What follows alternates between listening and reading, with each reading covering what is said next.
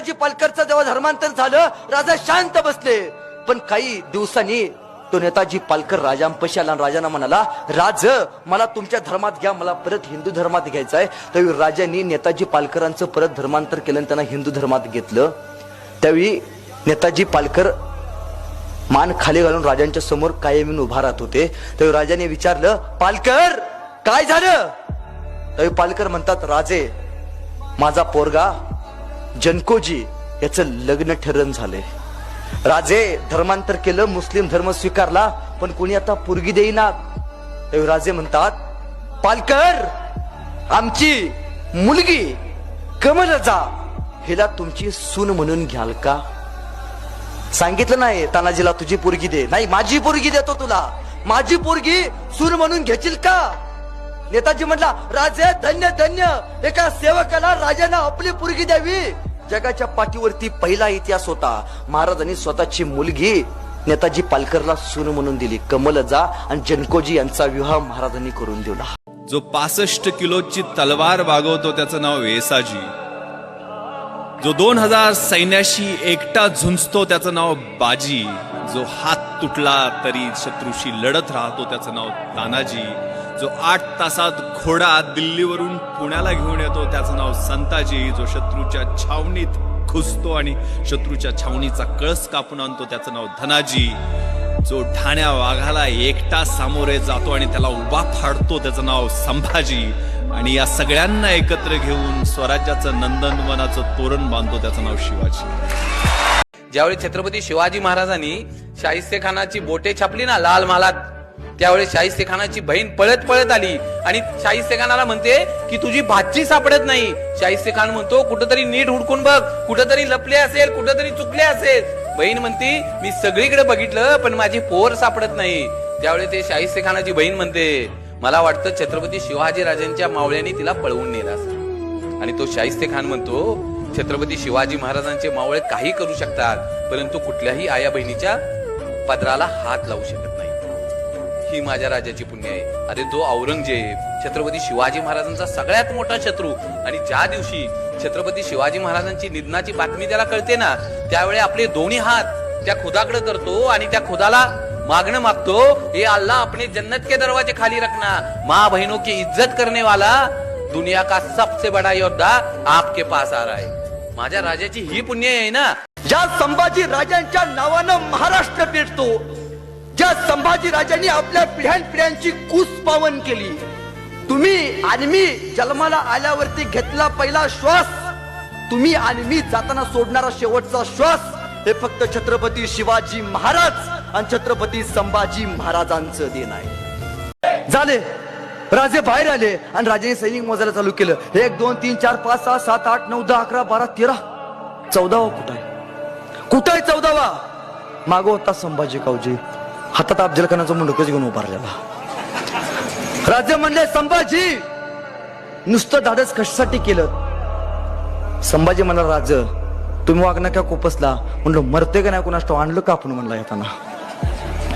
राजे म्हणतात, संभाजी नुसतं धाडस कशासाठी केलं? उद्या जर तुमच्या जीवावरती बेतलं असतं तर तुमच्या आईला आम्ही जबाब काय दिला असता? अरे आपल्या मावळ्याबरोबर त्याच्या परिवाराचा विचार करणारा राजा म्हणजे छत्रपती शिवाजी महाराज. दुसरा राजा बघायला मिळत नाही. एकदा तानाजी महाराज मालुसरे आले राजांना भेटायला. राजा पोराच्या लग्नाचं पत्रिका काढल्या बरं का, आणि तुम्हाला लग्नाला या लागते बरं का. राज लगीन तेवढं पोराचं चुकवायचं नाही बरं का. राजे म्हणले, अरे ताना पोराचं लगीन काढलं सोय, अरे कोंडाने गायचा म्हणे म्हणतोय, तू लगीन आवरून घे तोवर आम्ही कोंडाना जिंकून येतो. ताना म्हणला, राजा कोंडाने घ्यायचं म्हणताय? राजा आधी लगीन कोंडाण्याचं, मी निघालो राजा. अरे ताना तुझ्या रायबाच्या लग्नाचं काय? नाही नाही राजा आधी लगीन कोंडाण्याचं मग माझ्या रायबाचं. गेला गेला गेला तानाजी असा गेला, रायबाच्या लग्नाला परत आलाच नाही. तुम्हाला वाटतं तुमच्या पोटी शिवाजी राजा संभाजी राजा प्रभू श्रीरामांसारखा पोरगा जन्माला यावा? तुम्हाला वाटतं तुमच्या पोटी छत्रपती शिवाजी महाराज जन्माला यावे तर त्यासाठी पहिल्यांदा बाप सिंह असला पाहिजे. शिवरायांचे बाप सिंह होते तरी त्यांच्या पोटी असा छावा जन्माला आला. कोणाची नावा पुढे छत्रपती नाही लागत. इतिहास काढून बघा, जगाच्या पाठीवरती पहिला राजा आहे ज्याच्या नावा पुढे छत्रपती लागतं. छत्रपती म्हणजे काय? छत्र, आईचं छत्र. रयतेचा छत्र, त्या छत्राचा पती, या सगळ्यांच्या लोकांचा जो अधिराज्य गाजवतो, यांची काळजी घेतो, तो छत्रपती. असंच एक पत्र केलं होतं कान्होजी नाईक जेधेंना. या आमच्याकडं अफजल खान म्हणतो, य जहागिरी सकट कुटुंब उद्ध्वस्त करून टाका कान्होजी. सामील हो. फरमान घेऊन गेला राजांकडे कान्होजी. आणि कान्होजी जेधे म्हणतात राजाला, राज त्या अफजुल्याचं पत्र आले बर का, मग तू जहागिरी सकट तुझं खानदान उपसून टाकीन. राजे म्हणले, कान्होजी जावा की मग, रयतेपेक्षा कुटुंब महत्वाचं आहे, रयतेपेक्षा जहागिरी महत्वाची आहे, जावा, एकटा बास आहे सगळ्यांना. कान्होजी जेधे म्हणतात, राजे जेधे आहोत मावळातले जेधे, आम्ही मेल्यानंतर या रणभूमीवरती ज्या हाड्यातनं जगदंब जगदंब आणि शिवाजी शिवाजी हे नाव ऐकू येईल, ती हाड राजे या कान्होजी नाईक जेध्यांची समजा. ही निष्ठा पेरले महाराजांनी. असंच एक पत्र केलं होतं कान्होजी नाईक जेधेंना. या आमच्याकडं अफजल खान म्हणतो, य जहागिरी सकट कुटुंब उद्ध्वस्त करून टाका कान्होजी. सामील हो. फरमान घेऊन गेला राजांकडे कान्होजी. आणि कान्होजी जेधे म्हणतात राजाला, राज त्या अफजुल्याचं पत्र आले बर का, मग तू जहागिरी सकट तुझं खानदान उपसून टाकीन.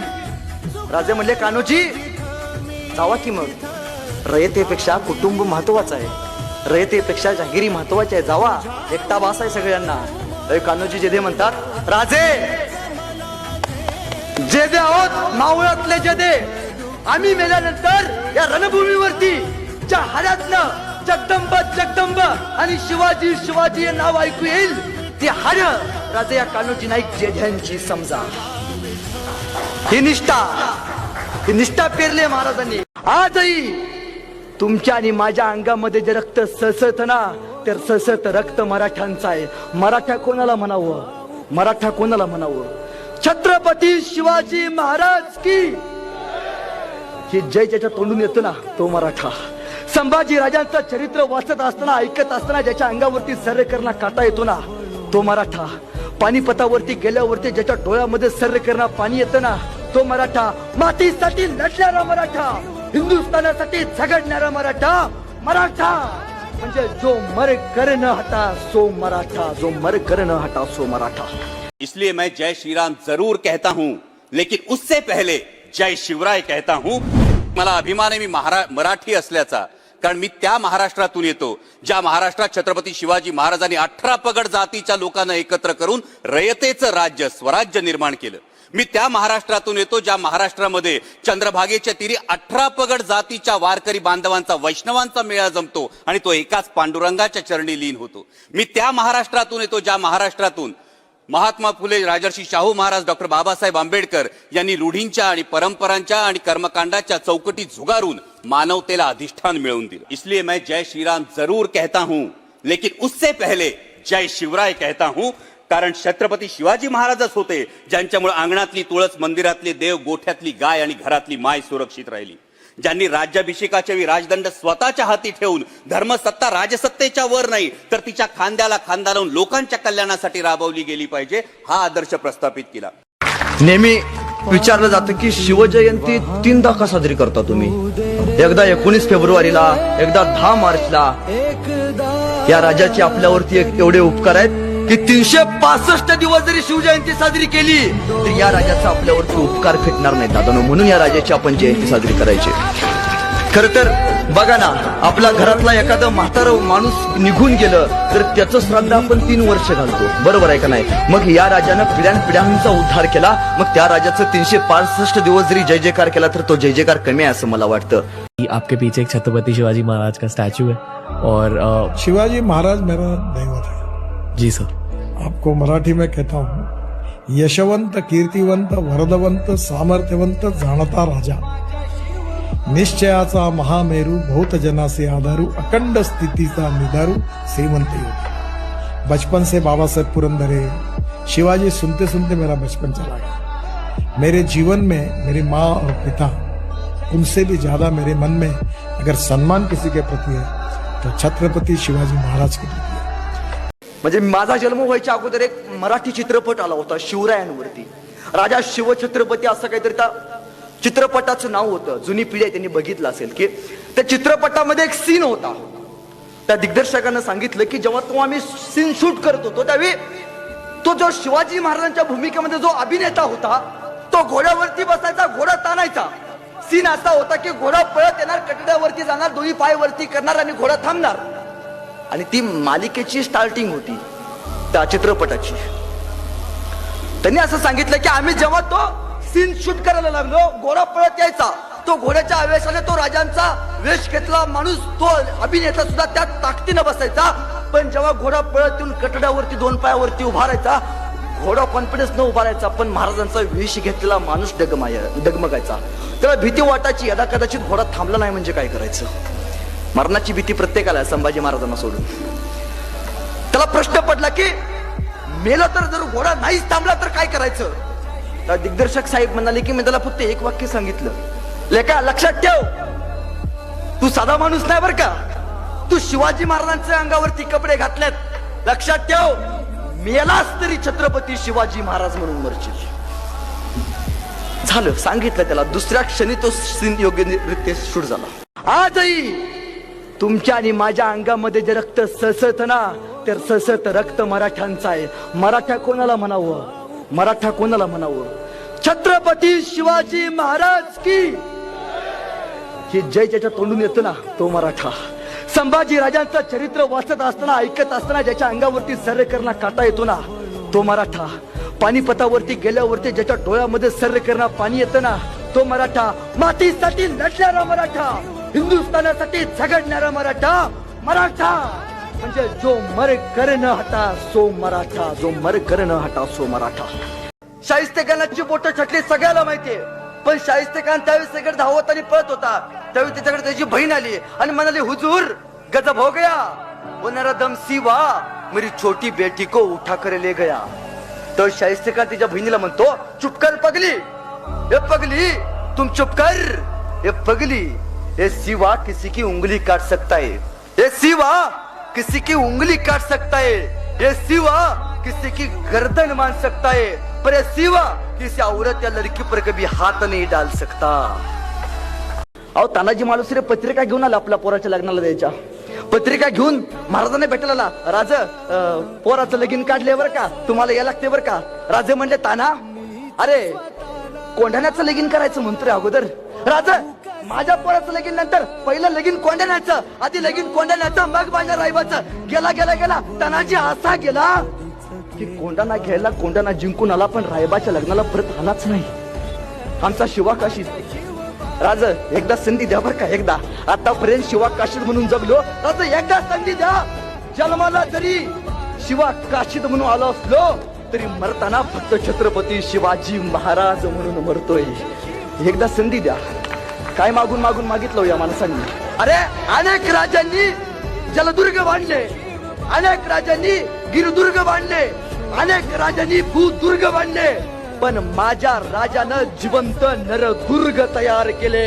तुम्ही मुलांना कार्टून म्हणजे शिनचॅन, डोरेमॉन आणि छोटा भीम दाखवण्यापेक्षा महाराजांबद्दल म्हणजे वाचायला दिलं किंवा त्यांना दाखवलं, किंवा आपले जे क्रांती ज्योती जेवढे पण क्रांती ज्यांनी घडवून आणली त्यांच्याबद्दल दाखवलं, तर नक्कीच प्रत्येक घरात एक छावा, एक नवीन युगप्रवर्तक जन्माला येईल असं मला वाटतं. कारण की हे कार्टून दाखवण्यापेक्षा तुम्ही कार्टून दाखवलं तर कार्टूनच घडेल, पण तुम्ही महान आणि मोठ्या पुरुषांबद्दल दाखवलं तर एक कोणीतरी मोठं घडून येईल असं मला वाटतं. धन्यवाद. मी कुठल्या धर्माचा द्वेष करत नाही, पण एक वाक्य माझं कायम सांगणं असतं की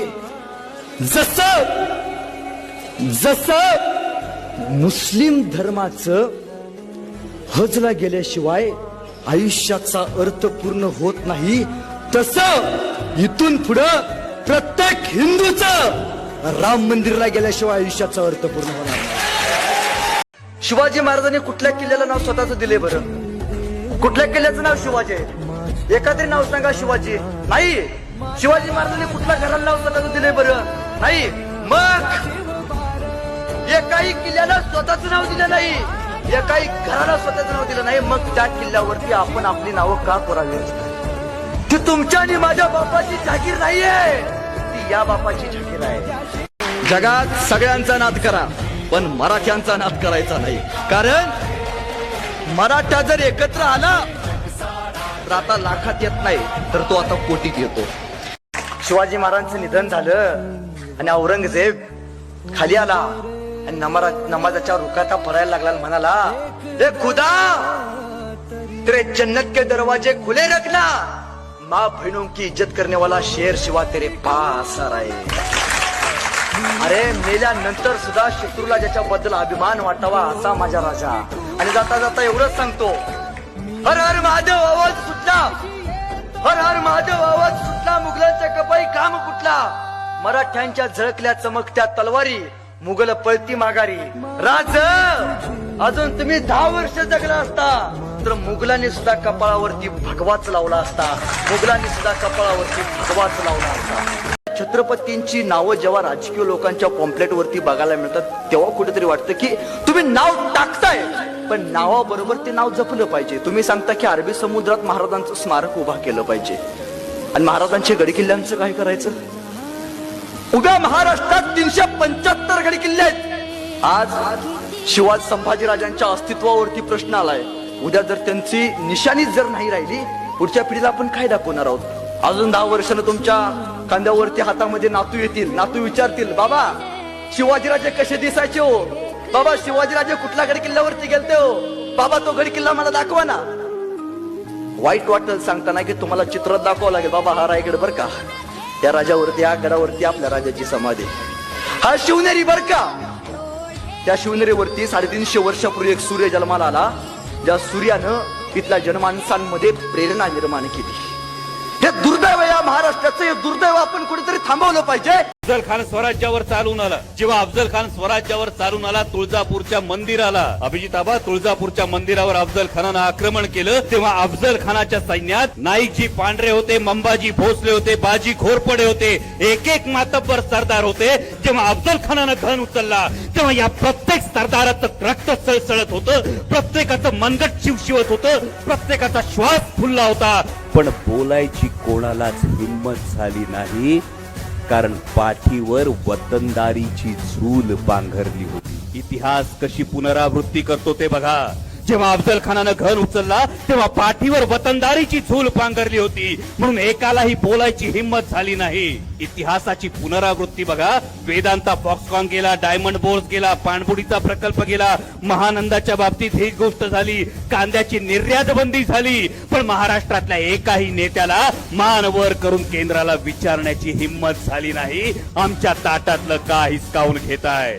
ज्या संभाजी राजांच्या नावानं महाराष्ट्र पेटतो, ज्या संभाजी राजांनी आपल्या पिढ्यानपिढ्यांची कूस पावन केली, तुम्ही आणि मी जन्माला आल्यावरती घेतला पहिला श्वास, तुम्ही आणि मी जाताना सोडणारा शेवटचा श्वास, हे फक्त छत्रपती शिवाजी महाराज आणि छत्रपती संभाजी महाराजांचं देण आहे. बारका बोरांनो, सैराट पिक्चर बघितला का? झिंग झिंग झिंगा. आरची कुणाबरोबर बोलून गेली? वर्षा. आरची कुठल्या गाडीवर येत होती? बुलेट. तुमचा प्रसाद आहे बरं काय सगळा. पोरांनो झुके का नाही? पोरांनो मला सांगा, पोरांनो मासाहेब जिजाऊंच्या आईचं नाव काय रे? मासाहेब जिजाऊंच्या आईचं नाव काय? जे पेरले ते उगवणार आहे. गहू पेरून कधी ज्वारी उगवले बघितले का हो? जुंधळ पेरून कधी मका उगवले बघितले का हो? जे पेरले ते उगवणार आहे, जे पेरले ते उगवले. एखाद्या पोराला विचारलं की बाबा तुझा आदर्श कोण आहे, तर ते पोरग लगी म्हणतो शाहरुख खान माझा आदर्श आहे. एखाद्या पोराला विचारलं की बाबा तुझा आदर्श कोण आहे, तर ते पोरग लगी म्हणतंय सलमान खान माझा आदर्श आहे. दादा जिम मध्ये 2 तास घाम गाणारा शाहरुख खान तुझा आदर्श जरूर असू दे. जिम मध्ये 2 तास घाम गाणार शाहरुख खान दादा तुझा आदर्श जरूर असू दे. काचेच्या फ्रेम समोर उभारून शायनिंग मध्ये फोटो काढणारा सलमान खान दादा तुझा आदर्श जरूर असू दे. पण एक गोष्ट नेहमी लक्षात ठेव, की सकाळी 7 वाजल्यापासून संध्याकाळी 7 वाजेपर्यंत, सकाळी सूर्य उगवल्यापासून संध्याकाळी सूर्य मावळ्यापर्यंत 2 बैलांच्या पाठीमागे लाकडी नांगराचा हुंडा घेऊन शेताच्या या बांधापासून शेताच्या त्या बांधापर्यंत नांगरणारा आपला बाप पोरांनो आपला आदर्श असला पाहिजे. आपला बापच आपला आदर्श असला पाहिजे.